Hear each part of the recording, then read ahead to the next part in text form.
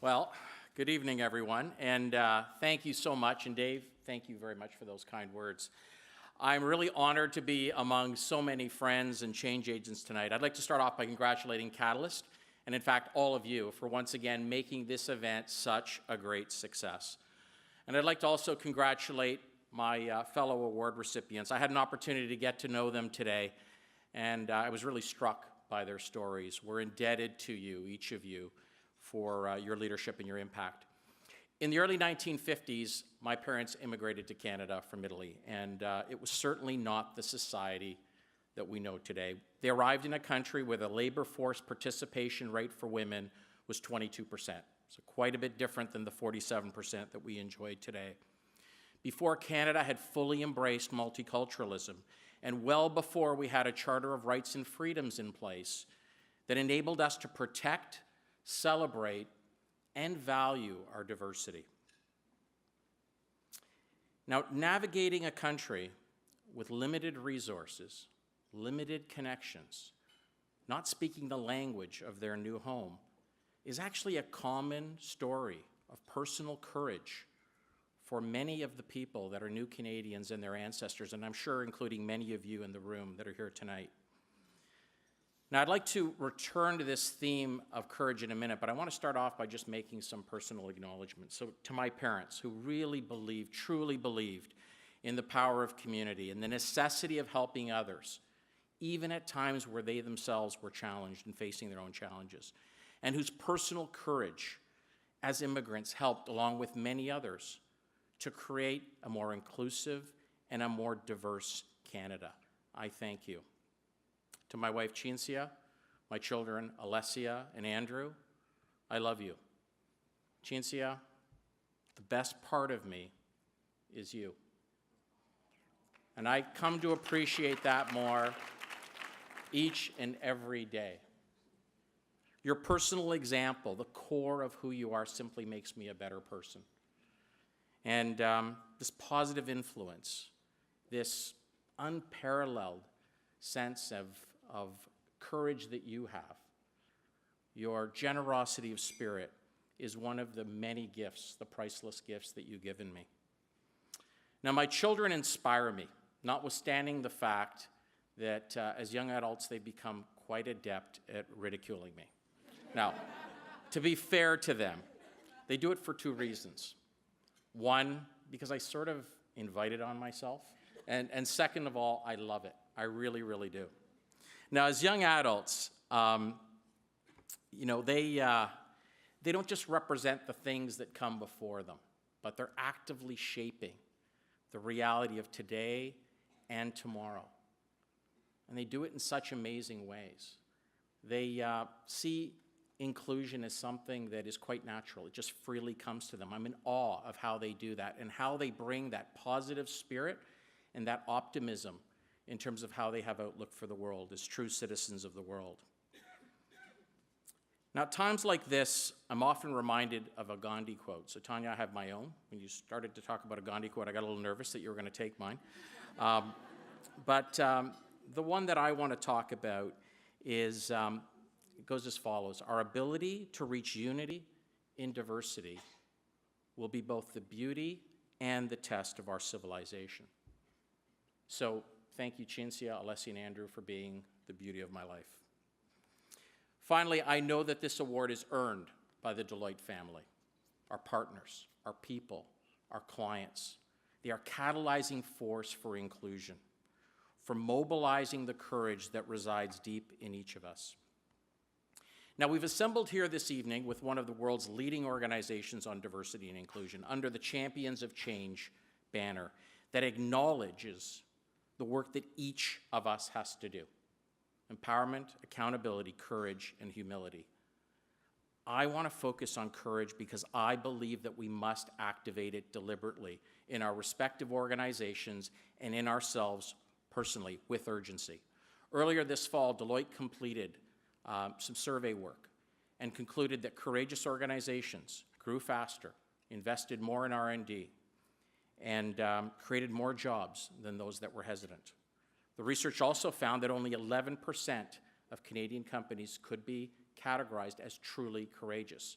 I think this has real implications not only on those organizations, but for our economy overall.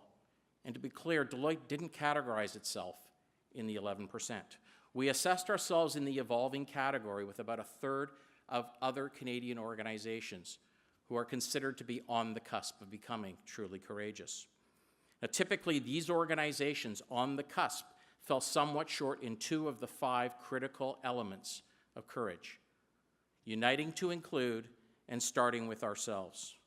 So at Deloitte, we believe we actually have some real work to do in terms of thinking and acting in more inclusive ways, both as a firm and individually as leaders. The good news is that this is a readily addressable opportunity for all of corporate Canada, and we truly see it as an opportunity. And so we must ask ourselves as individual citizens here, as leaders on behalf of our organizations, how do we cross the courage threshold? For example, how do we increase the current 47% labor force participation rate for women? How do we move to the clear understanding that women's empowerment is about a lot more than the right to choose, the right to be free from violence, and even the right to have social and economic parity in our executive suites and in our boardrooms? These are critical questions that go to the heart of women's inclusion and not simply representation, which seems particularly prescient on the eve of what will likely become the election of the first ever female president in the United States. And I believe that this shift needs to happen from counting and comparing our differences from the language of quotas and targets and representations of diversity to true inclusiveness in our workplaces and our society. We know that embracing diversity is the smart thing to do. Catalyst has identified 39 benefits for businesses that embrace diversity, and yet progress is slow. The sad reality is that many corporate diversity programs in Canada are failing, or at least not succeeding quickly enough. That's why I believe there is an inclusion imperative that we have to address. Now, inclusion without diversity is hollow, so we know that. So it is important that we may need to continue to consider numbers and categories that measure our differences, but it isn't enough. We have to do more, and that requires courage. And here's what I mean by the inclusion imperative. Last year, for the first time ever, we had more Canadians over the age of 65 than under the age of 15. And by 2030, we're expecting to have 24% of our population above the age of 65 compared to 15% today. If these trends continue, the ratio of working Canadians to retired Canadians will drop from 4-to-1 today to 2-to-1 to 2030. That has real implications for inclusion.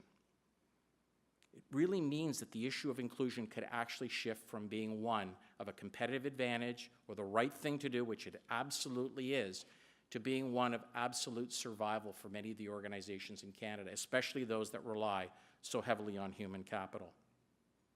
So with these statistics in mind, I'm a lot less concerned about what Canada will look like next year when it turns 150, a lot more concerned, preoccupied with the kind of society and the economy that we are shaping for Canada at 175.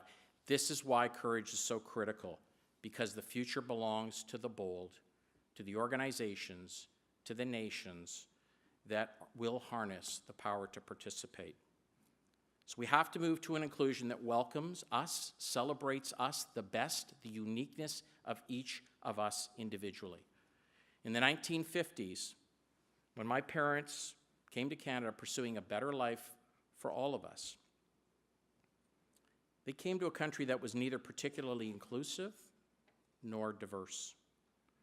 I stand before you today. I'm often considered, people tell me, they see me as core to the business establishment in Canada. But I have to tell you, as a second-generation Italian Canadian who reflects on his own journey, a journey that I can, with recollection as far back as I can go, had an individual show up to kindergarten with an unconventional sandwich in an unrecognizable bun.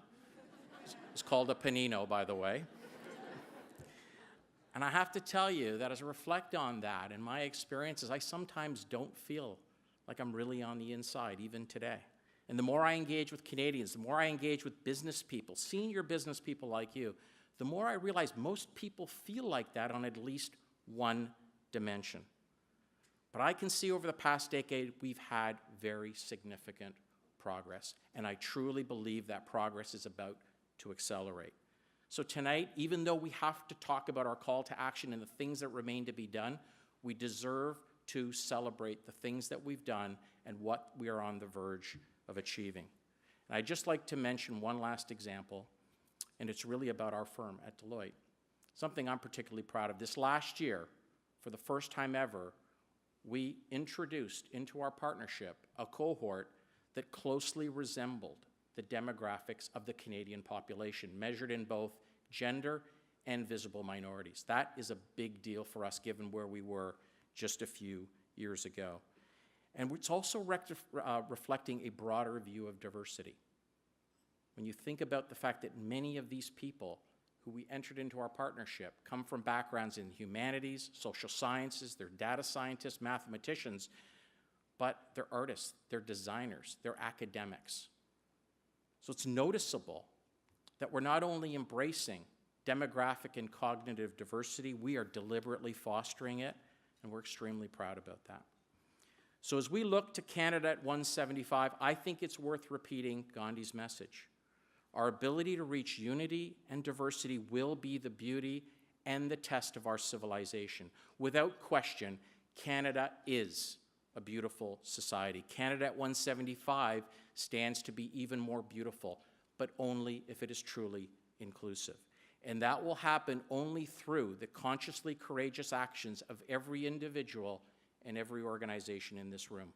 So let's be bold, let's be courageous, let's pass Gandhi's test together. Thank you very much.